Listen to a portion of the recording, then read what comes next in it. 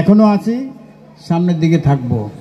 এবং এখানে যারা আছে আমাদের সভাপতি, সেক্রেটারি, এই পূজা মণ্ডলের নেতৃবৃন্দ যারা আছেন তাদের সাথে অনেক ভালো সম্পর্ক আমাদের সাথে। তাদের কথা সবসময় আমরা মনে রাখি।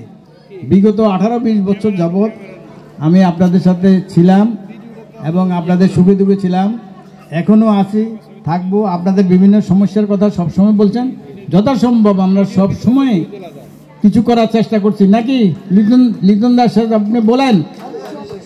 তা আমরা ভবিষ্যতেও আপনাদের সাথে থাকব, আপনাদের সুবিধা অসুবিধা দেখব। আমরা দেখেন, আমরা গত 16-17 বছর আসলে ঠিকমতো চলাফেরা করতে পারি নাই। আপনারা জানেন কি জন্য পারি নাই, কি জন্য কি হয়েছে? কোনো ভোট টোট মানুষ দিতে পারে না। দিতে পারছে? গরু ছাগল ভেড়া নাকি ভোট কেন্দ্রে ছিল, তাহলে ভোট দিতে পারছে? আগামী 2026 সালে ফেব্রুয়ারি মাসে একটা নির্বাচন আছে। এই নির্বাচনে আপনারা ধানের শীষের পক্ষে ভোট দেওয়ার জন্য আপনাদেরকে অনুরোধ করতেছি। আপনারা দিবেন তো নাকি বলেন? একটা ভালো করে কমিটমেন্ট করেন, তাহলে কি হবে? ইয়াং জেনারেশন অনেক দিন যাবৎ চাকরি বাকরি পায় নাই, ব্যবসা বাণিজ্য করতে পারতেছে না, দেশের অবস্থার একটা পরিবর্তন ঘটাতে চায়। তা আমাদের নেতা তারেক রহমান সেই কাজটাই করতেছেন। এরা শহীদ প্রেসিডেন্ট জিয়াউর রহমানের দল, বেগম খালেদা জিয়ার দল। এই দলে ভোট দিলে দেশের মানুষ অনেক শান্তিতে থাকবে। আমরা মাথা উঁচু করে কোনো সময় চলি না, আমরা মাথা নিচু করি, সবার সাথে চলি, ভদ্রতার সাথে চলি। এটা ভদ্রলোকের দল, এটা ভালো লোকের দল। মানুষের অন্যায়, অবিচার, চাঁদাবাজি এই সমস্ত করে না। যারা করে, আগামী দিনগুলোতে আমরা চেষ্টা করব আমরা আমাদের এই শক্তির বলে যাতে করে আগামী দিনে তারা এই সমস্ত চাঁদাবাজি না করতে পারে, মানুষের ক্ষতি না করতে পারে, এই আশা সবার কাছে রাখতেছি। আমরা এই অনুরোধ সবার সাথে করতেছি যে আমরা এই প্রতিজ্ঞাও করতেছি যে আমরা আগামী দিনগুলোতে অন্তত ভালোভাবে সবাই থাকতে পারবো। আপনাদের কাছে ধানের শীষের ভোট চেয়ে এখানে এবং আপনাদের আনন্দে ভাগাভাগি করে নেওয়ার জন্য আমরা এখানে আসি। কথায় আছে, ধর্ম যার যার, উৎসব সবার, ধর্ম যার যার, রাষ্ট্র সবার। তো আমরা উৎসবটাকে যেমনি ভাবে সকলে আগলে রেখে সমভাগে ভাগ করে নিতে চাই, তেমনি ভাবে এই রাষ্ট্র কাঠামো গড়ার জন্য, এই দেশটাকে একটি সুন্দরভাবে গড়ার জন্য আমরা হিন্দু, বৌদ্ধ, খ্রিস্টান, মুসলমান সকলে কাঁধে কাঁধ মিলে কাজ করে যেতে রাজি আছি তো?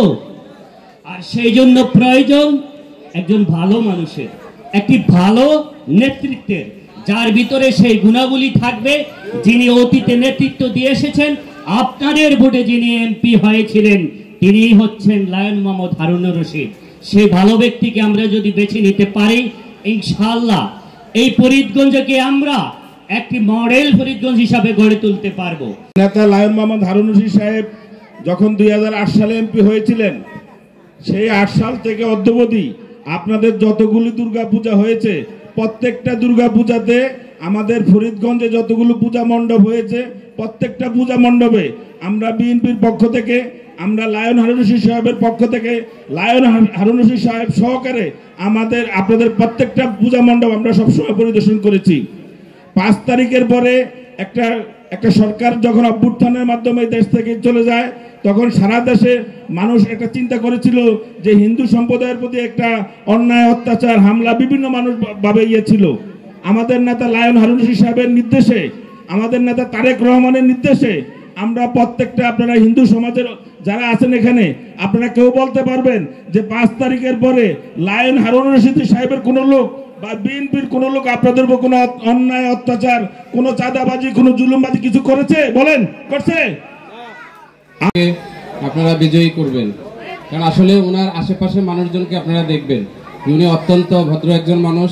ভদ্র মানুষের হাতেই যেন আমাদের এই ফরিদগঞ্জটা শান্ত থাকে। আপনারা সেইভাবে, সেই লক্ষ্যে আপনারা সবাই তাকে জয়যুক্ত করবেন সামনের দিনগুলোতে।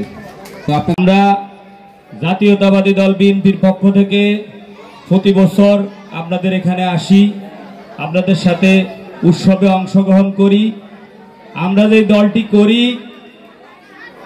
শহীদ প্রেসিডেন্ট জিয়াউর রহমানের দল, ভদ্র মানুষের দল।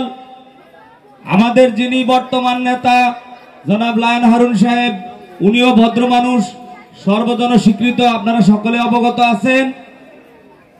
আমি আপনাদের অনেক ফরিদগঞ্জের মাটি ও মানুষের নেতা লায়ন মোহাম্মদ হারুন রশিদ সাহেব গতকাল থেকে আজ পর্যন্ত ফরিদগঞ্জে প্রায় 22টি পূজা মণ্ডপে উনি পরিদর্শন করছেন, গিয়েছেন এবং বিগত দিনে ফরিদগঞ্জে আজকে 2 যুগের মতো আপনাদের যতগুলা মন্দির আছে এবং আপনাদের ধর্মীয় যতগুলা উপাসনালয় আছে প্রত্যেকটা মন্দিরে প্রত্যেকটা উপাসনালয়ে ওনার অনুদান আছে, অনুদান করতেছেন এবং করবেন। আপনারা নির্বাচিত করবেন এই আশা প্রত্যাশা ব্যক্ত করে আমি আবার সংক্ষিপ্ত বক্তব্য শেষ করছি। আবারও দেখা হবে, আবারও কথা হবে। সবাইকে শারদীয় শুভেচ্ছা।